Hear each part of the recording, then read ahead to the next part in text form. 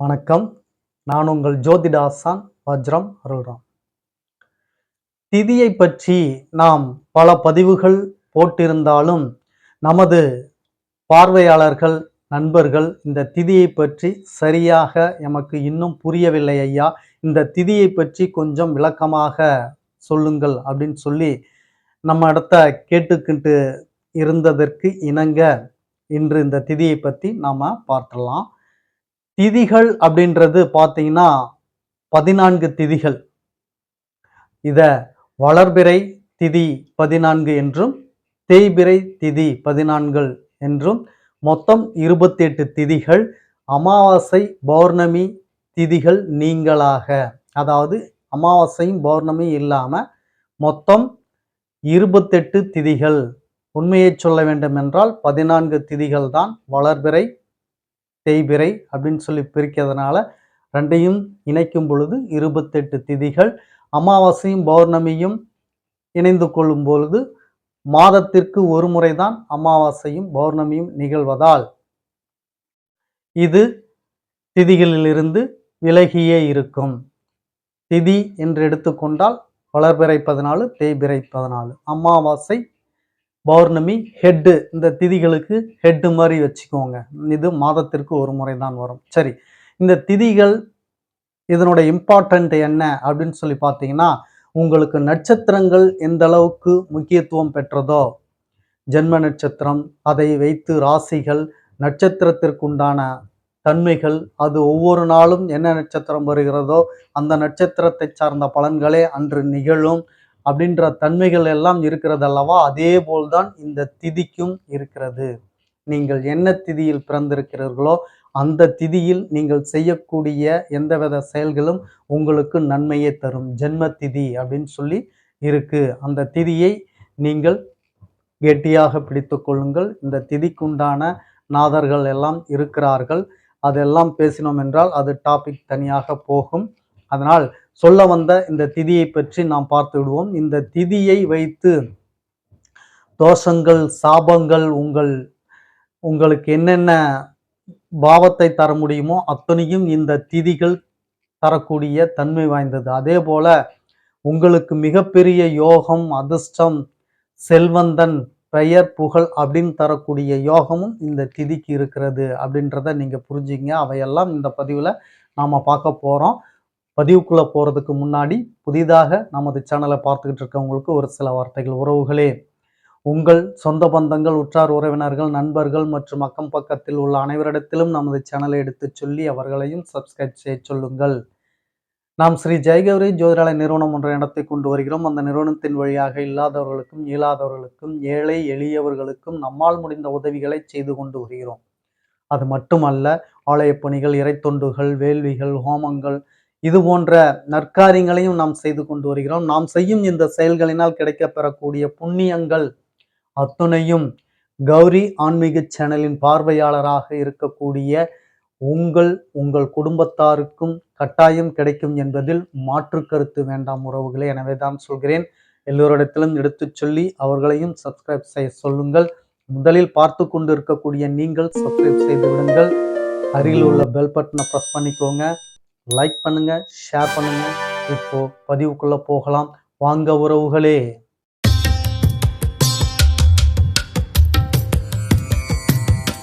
இந்த திதியை பொறுத்த மட்டிலும் பார்த்தீங்கன்னா, நட்சத்திரத்துக்கு இணையானது அப்படின்னு சொல்லி சொல்லுவாங்க. நட்சத்திரம் எப்படி உங்களுக்கு பலாபலன்களை அள்ளி வழங்குகிறதோ அதே போல இந்த திதிகளும் உங்களுக்கு அள்ளி வழங்கும்.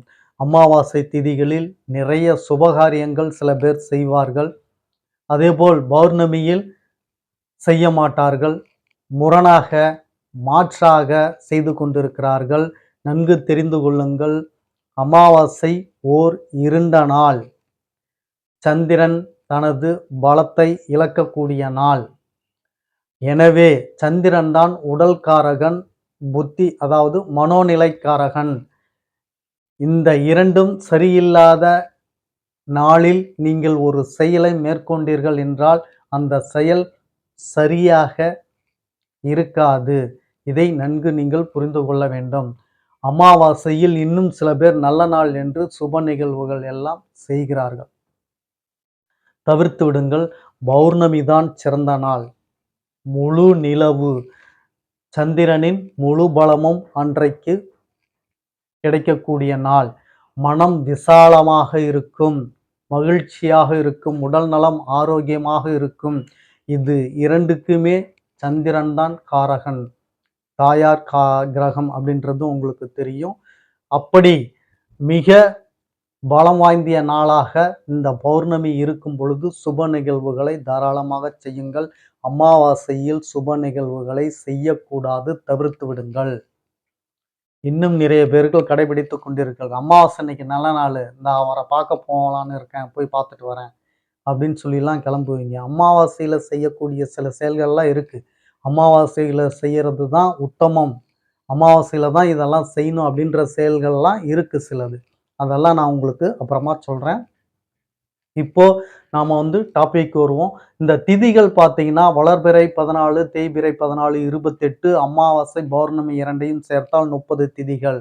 இந்த திதிகளில் நீங்கள் செய்யக்கூடிய செயல்கள் ஒவ்வொரு நாளும் ஒவ்வொரு திதி வருகிறது. வளர்பிறை திதி வரும் பொழுது நீங்கள் நல்லது கெட்டது எது செய்தாலும் ஓரளவிற்கு உங்களுக்கு எதிர்பார்த்த ஒரு நிலைப்பாட்டை தரும்.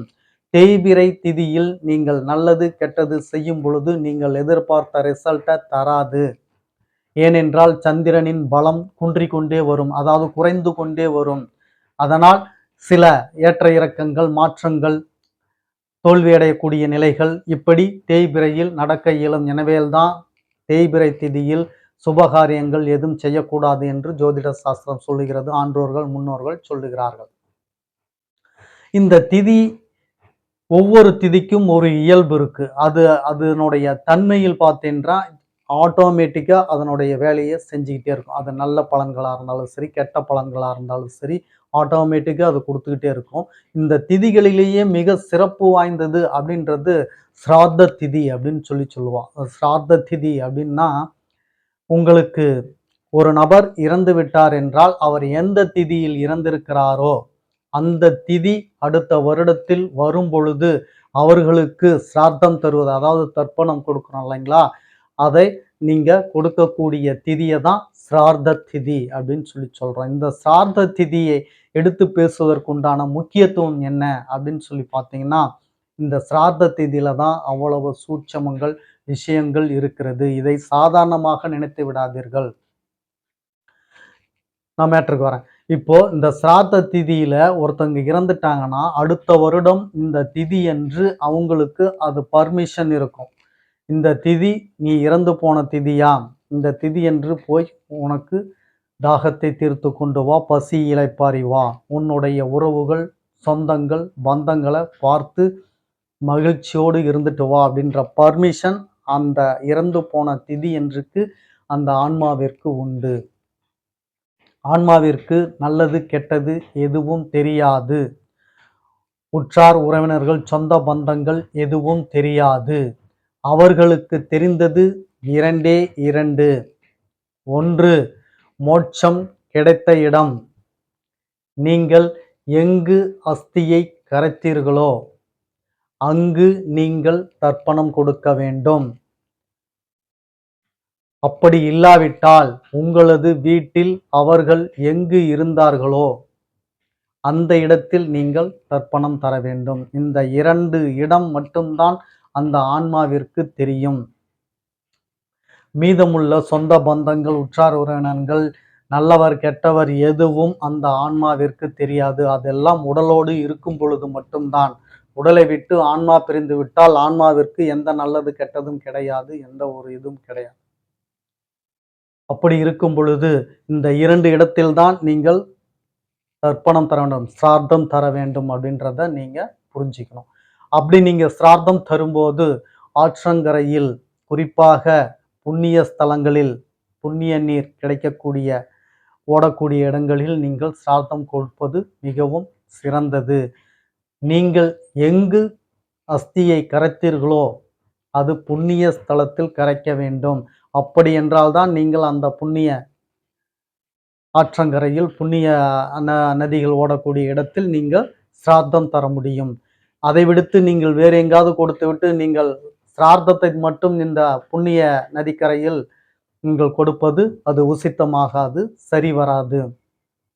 அதற்கு நீங்கள் வீட்டில் நீங்கள் சிரார்த்தம் பண்ணிடலாம் அது சாலச் சிறந்தது. இப்படி நீங்க எந்த திதியில இறந்தாங்களோ அந்த திதி அடுத்த வருடம் வரும் பொழுது குறிப்பாக கவனித்துக் கொள்ள வேண்டும். வளர்பிறை திதியா தேய்பிறை திதியா என்பது முக்கியத்துவம். வளர்பிறை திதி இறந்திருந்தாங்கன்னா அடுத்த வருடம் அதே வளர்பிறை திதி என்று என்ன திதியில் இறந்தார்களோ அந்த திதியில் தான் நீங்கள் சிராத்தம் தரணும். அப்படி தருவதனால் கிடைக்கக்கூடிய பலன்கள் என்ன, பாதிப்பு என்ன அப்படின்றதையும் சொல்லிடுறேன். நீங்க இத தராமல் விட்டீர்கள் என்றால், இந்த சிரார்த்த திதிய கடைபிடிக்காமல் விட்டீர்கள் என்றால், சிரார்த்தம் அதாவது தர்ப்பணம் கொடுக்காமல் இருந்தீர்கள் என்றால், உங்களுக்கு அந்த ஆன்மா பெருத்த சாபம் விடும். பெருத்த சாபம் விடும். உங்களது வம்சத்தினர் அழிந்து விடுவார்கள்.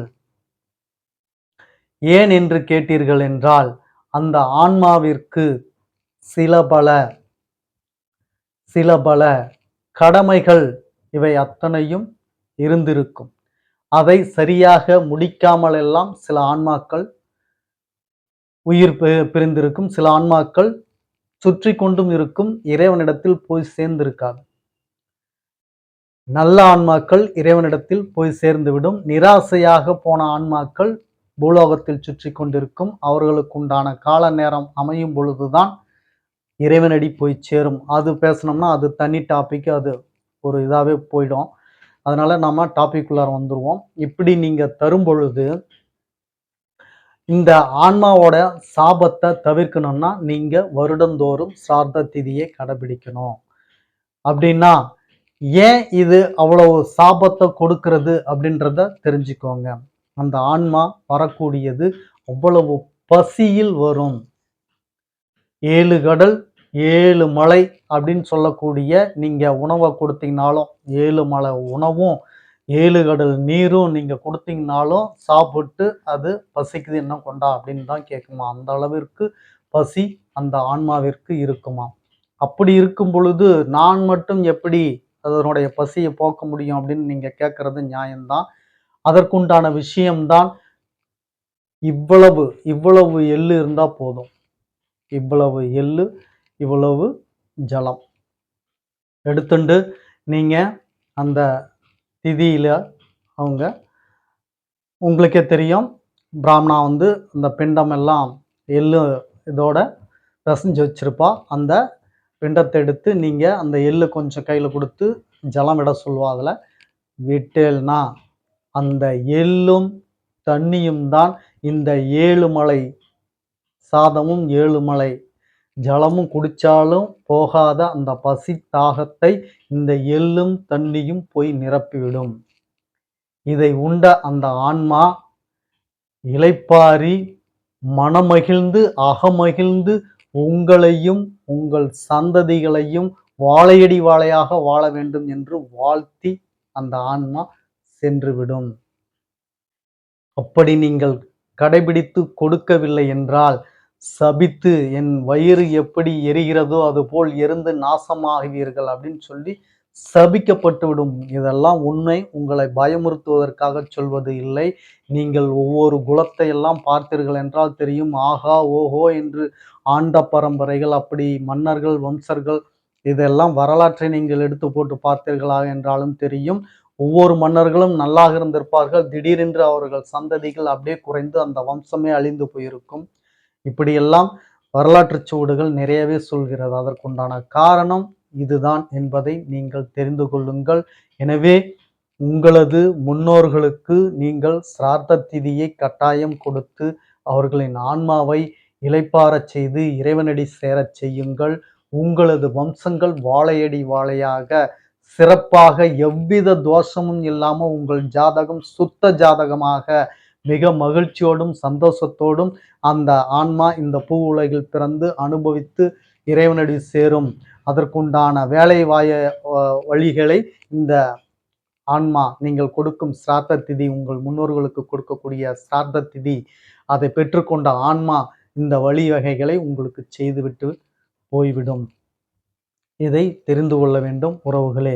எனவே அப்படிப்பட்ட மிகப்பெரிய ஒரு நற்செயலையும் ஒரு நிலைப்பாட்டையும் தரக்கூடியதுதான் இந்த திதி.